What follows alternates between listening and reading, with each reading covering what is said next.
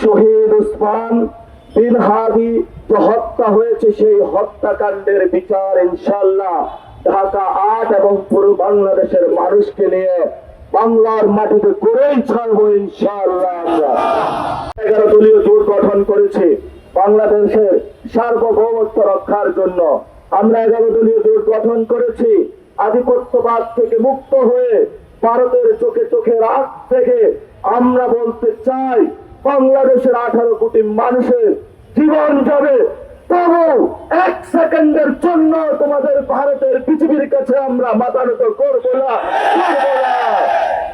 এখানে ইসলামকে রক্ষার জন্য, বাংলাদেশের সার্বভৌমত্ব রক্ষার জন্য আজাদির এই লড়াই চলছে, চলবে। আমরা যতদিন জীবিত আছি ইনসাফের রাজত্ব আমরা কায়েম করবই করবো ইনশাআল্লাহ। প্রিয় ঢাকাবাসী, আমরা আপনাদের সামনে 8 দফার দাবিতে একটি ইশতেহার দিয়েছিলাম, পাটোয়ারির ইশতেহার, যেখানে আমরা সুস্পষ্ট ঘোষণা করেছিলাম। প্রথম দফা ইশতেহারে আমরা বলেছিলাম শহীদ উসমান বিন হাদি যে হত্যা হয়েছে সেই হত্যাকাণ্ডের বিচার ইনশাআল্লাহ ঢাকা ৮ এবং পুরো বাংলাদেশের মানুষকে নিয়ে বাংলার মাটিতে করেই ছাড়বো ইনশাআল্লাহ। আমরা 2 নম্বর ইশতেহারে বলেছিলাম চাঁদাবাজি, মাদক ও সন্ত্রাস মুক্ত নিরাপদ ঢাকা ৮ করবো আমরা ইনশাআল্লাহ। আমরা 3 নম্বরে বলেছিলাম সর্বজনীন স্বাস্থ্য ব্যবস্থা আপনাকে প্রত্যেকের বাসার দরজায় দরজায়, মায়েদের কাছে, প্রসূতি মায়েদের কাছে, বাচ্চাদের কাছে, আপনার অসুস্থ বাবার কাছে, আপনার অসুস্থ মায়ের কাছে বিনামূল্যে কিছু কিছু জায়গায় এবং কম টাকায় আমরা পৌঁছে দেওয়ার চেষ্টা করব ইনশাআল্লাহ। আমরা আরো আপনাদের সাথে প্রতিজ্ঞাবদ্ধ হয়েছিলাম ঢাকা ৮-এ একটি বৈষম্যহীন, মানসম্মত ও নিরাপদ শিক্ষা ব্যবস্থা আমরা তৈরি করব। আপনারা জানেন এখানে বুয়েট, মেডিকেল, ঢাকা ইউনিভার্সিটি থেকে অসংখ্য মানুষ, অসংখ্য শিক্ষার্থী রয়েছে। তাদের শিক্ষা, আবাস স্থল এবং নিরাপদ ঢাকা ৮ তৈরির জন্য আমরা প্রতিশ্রুতিবদ্ধ। বিকারুন্নেসা আইডিয়াল কলেজ সহ বিভিন্ন স্কুলে ভর্তি বাণিজ্য হয়, আমরা ইনশাআল্লাহ সেগুলো বন্ধ করে আপনাদের সন্তানকে সুচিকিৎসা এবং সুশিক্ষিত নাগরিক গড়ে তুলে নতুন বাংলাদেশ ইনশাআল্লাহ গঠন করব। আমরা 5 নম্বরে বলেছিলাম অসংখ্য ভাই আমাদের বেকার রয়েছে, পড়াশোনা করে কিন্তু চাকরি নাই।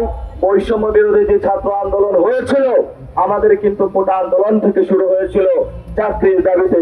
সেই জন্য আমরা বলেছি কর্মসংস্থান ও দক্ষ জনশক্তি বৃদ্ধি নিশ্চিতকরণ ঢাকা ৮ ইনশাআল্লাহ আমরা করব।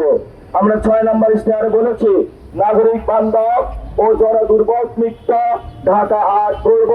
আপনারা জানেন এখানে ট্রাফিক জ্যাম রয়েছে এবং বিভিন্ন অগ্নিকাণ্ড, ভূমিকম্প থেকে শুরু করে বিভিন্ন পর্যায়ে অনেক ডিজাস্টার হয়ে থেকে এগুলা থেকে মুক্ত দিয়ে ইনশাআল্লাহ আমরা একটি নিরাপদ ঢাকা ৮ করব।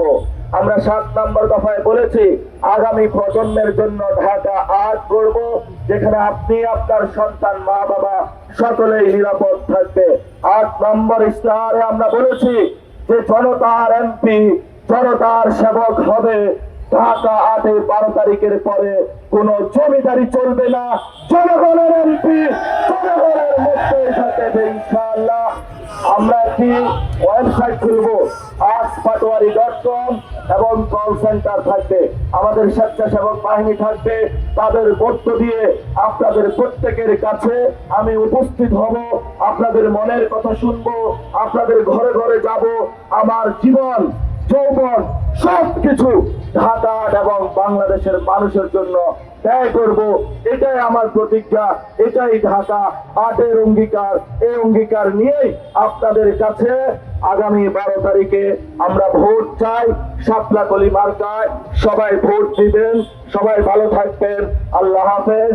আমরা একটু পরে মিছিল শুরু করব। অগ্রযাত্রা প্রতিদিন নির্ভীক প্রত্যয়ে উজ্জীবিত।